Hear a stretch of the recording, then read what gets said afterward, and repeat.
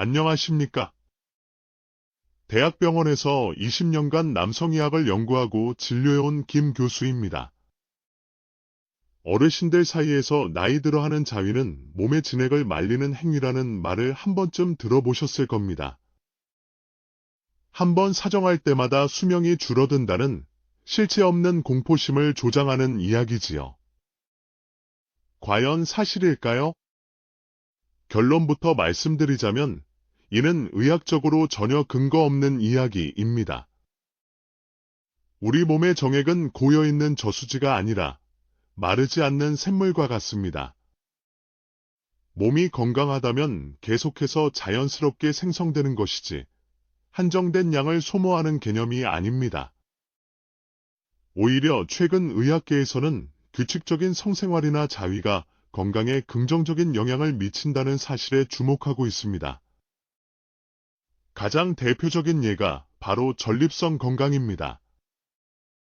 하버드 대학에서 수만 명을 대상으로 20년간 진행한 대규모 연구에 따르면 한 달에 21회 이상 사정하는 남성은 4에서 7회 사정하는 남성에 비해 전립선암 발병 위험이 약 20%가량 낮아지는 것으로 나타났습니다.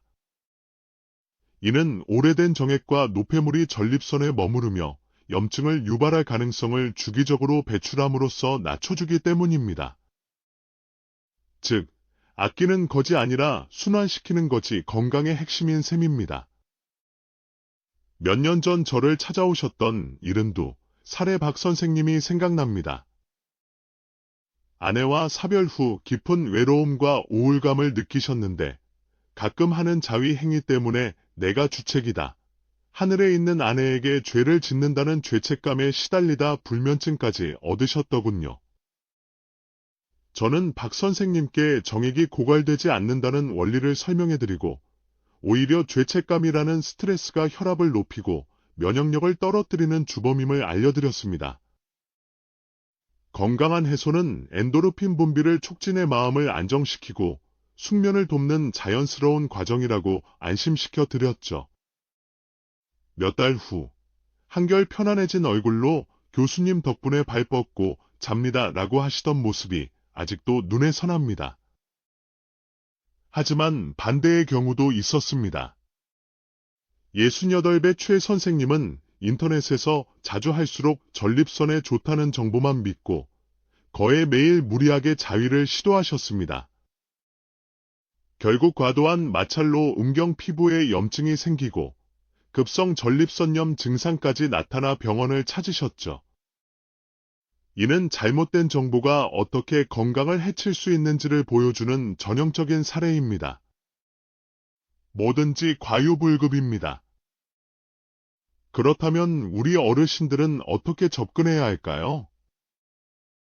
첫째, 횟수에 집착하지 마십시오. 중요한 것은 내 몸이 어떻게 느끼는가입니다.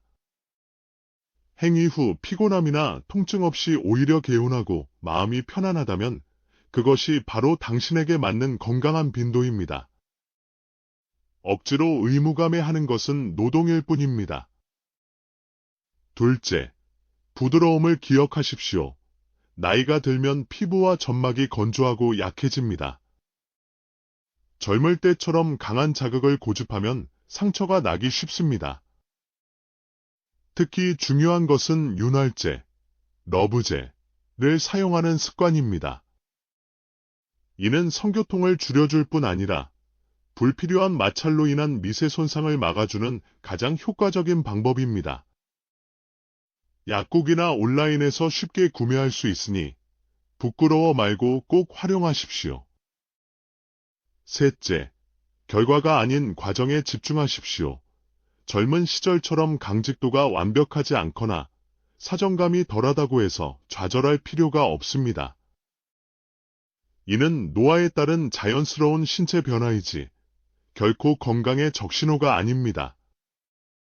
오히려 부드러운 자극을 통해 얻는 심리적 안정감과 스트레스 해소, 효과, 그 자체에 의미를 두는 것이 현명합니다.